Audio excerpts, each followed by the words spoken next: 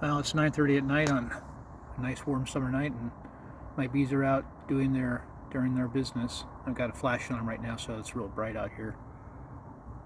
You can kind of see their super social behavior in the middle of the night when it's warm.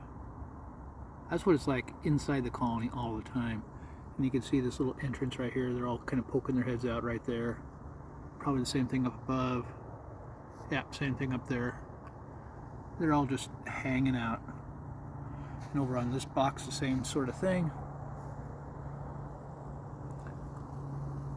Like, hey, get that light off me, man.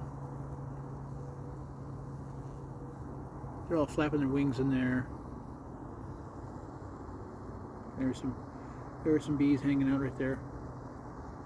Probably something up here if you look in there deep enough. Yeah, there's a few bees in there. Kind of spying on them in the middle of the night. There we go.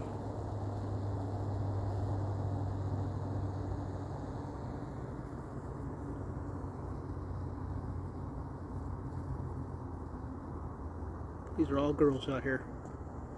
All workers. Hard workers.